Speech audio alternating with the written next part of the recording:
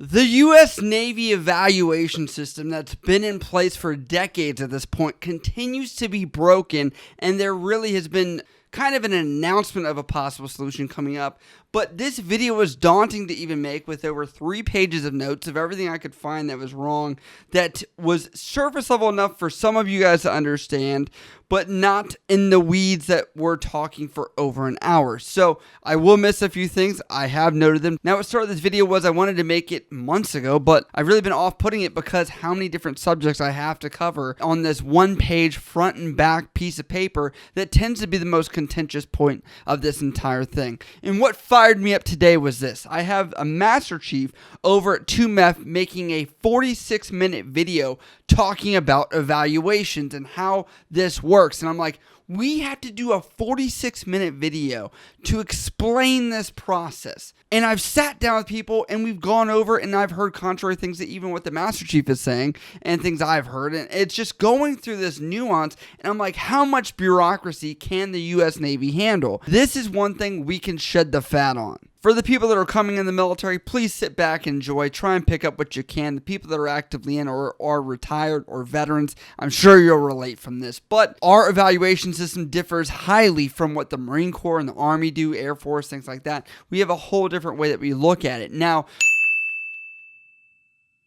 looking at this, for the U.S. Navy, it is required every year that there are certain months for certain ranks that require them to have an evaluation. For example, I'm in E6, which means my evaluations are due November 15th every single year. Now I'm going to cover probably one of the easiest parts of this entire thing to explain, and that is the very back piece of paper where you are all looking for the exact mark where you are selected as either a promotable, must promote, or early promote. If you're anything less than a P promotable, you've done something wrong, been to non-judicial punishment, or getting kicked out, something like that, so we won't even talk about it. For you guys that are coming in, the difference between an early promote, must promote, and promotable all factor into what is called your final multiple score. Now, that one single mark on your evaluation can dictate whether you have any chance of making the next rank or zero. Specifically, me as a hospital corpsman, you can always know our advancement is probably the worst in the entire United States Navy, and you are essentially going to need an early promote in order to do that, and that's because the points associated with an early promote are the highest you can get, which means you have to work less on the test and other factors such as awards and things like that to make it to the top.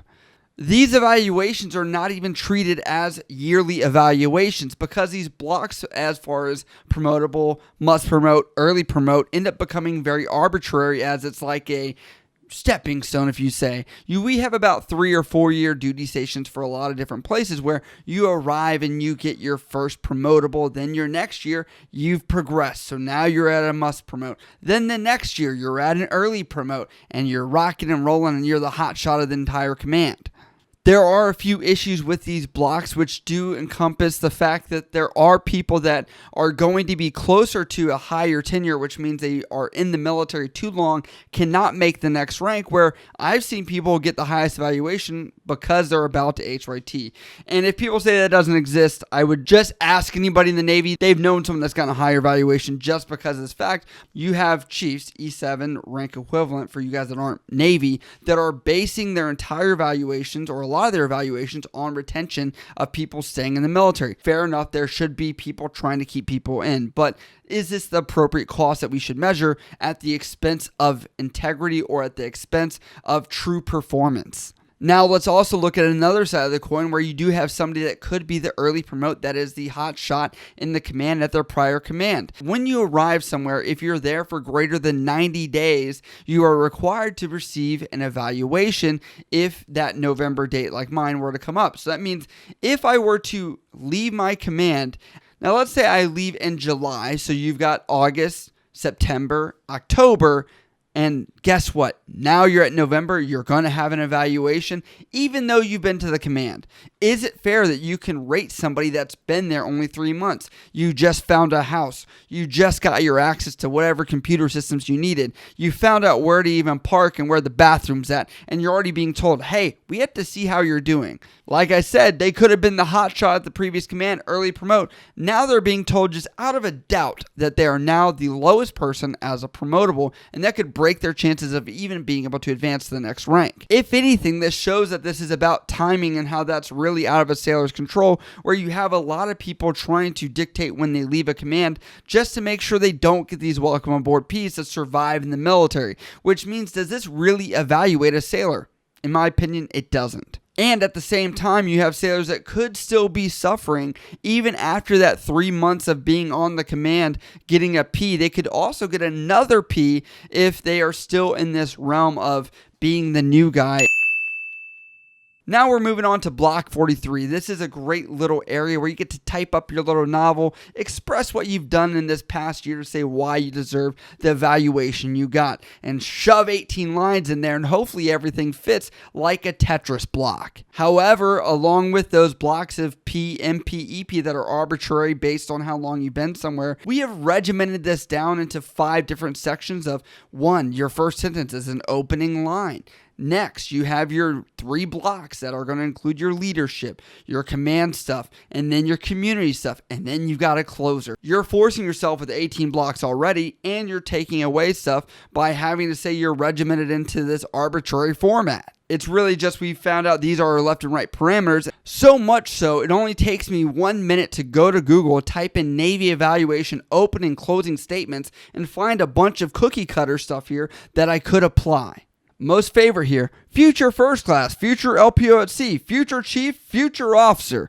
How many times do you think people read these and they're like, these are things that you could just cookie cutter out of online, examples and throw on here just to say that he's your best guy? I will be fair, there have been some leadership that do say you want to break away from cookie cutter to have yourself stand out a little bit, but that's not all that we're going to talk about here. You also have to understand there's stuff that's not going to make it on that evaluation, which if the evaluation's already cut up and you're there going to sign it, it's not made it on. Even if you found what's more important has been on that sheet. And you may be asking, why don't you hear about this? Why is this not something that's really brought up on a common basis as the failure of how we're actually evaluating people? That's because there is very little rebuttal to any of this. Now, at the back of this page, even when you get your evaluation, you're pretty much a sitting duck, as you are required to sign this thing and say that you received a copy. And even if you don't have a signed copy, guess what? It's still going to be given to you. But you can mark one box on here, which says, I intend to submit a statement, or I do not intend to submit a statement, and you have 2 years in order to do so. And even if you do mark the box of I want to submit a statement, guess what? It doesn't matter. The eval is still going to stand where it's at, and you can only write things that are based on factual information. So even if your boss hates you and you know darn well he's cursed you out, done everything under the sun to make you look bad, you're still a sitting duck with that evaluation. There are people in my personal anecdotal, stories I've heard from that say, oh, you should not submit a statement because if you do, that looks bad that you disagree with your commanding officer. And I'm like, well, then why do we have this block saying you can submit a statement? That makes no sense. So now, am I just a salty sailor out here that has a little bit of a platform that's going to make a fuss about this? Yes, because there's other people that have made fusses about this, and that's why this has come up that we're supposed to get a new advancement system. Navy Personal Command, My Navy HR, whatever that is going to be called right now, I'm not sure. They promised us a new evaluation system, I believe almost 2 years ago. Now, the promises that came from this was a trial of the fact that you were going to have 2 main things that were going to be big changes. One of them saying that the evaluation rating from 1 to 5 would be now from like 1 to 7 or 1 to 10, somewhere around that range. They would now have 360-degree rating, meaning not only people that were above you, but also your peers and also people below you. If you're just a brown noser and that's what you're going to get, you're not going to get people that are being taken care of below you. And I do think it's important not just be a popularity contest, but I think it's important to just be a good person and that be reflected. Also, they said they were going to get rid of the fact that they were going to have people forced to be ranked amongst their peers, even if they just arrived at a command, and it would be a annual basis after you arrive there, so that way you're not being crammed into this forced pigeonhole where you would be stuck getting the worst evaluation even though you just arrived. The promises of this new evaluation system do sound great. I am worried that there will be some arbitrary rules that come with it as people start learning the system and we start seeing people working within their left and right lateral limit. Now, they have made a statement later, I believe in 2020 or late 2019, where they said they weren't going to release a broken evaluation system which wasn't thoroughly vetted, which I do agree with doing. I would rather wait a year or two longer in order to do it, but we haven't heard anything else about it. Sadly, the evaluation does the worst at the one thing it's called, evaluating. This system is too taxing to the people that are in it, that are being evaluated, and the people that are writing the evaluations, because we all know everyone gets stressed out every time evaluations are due.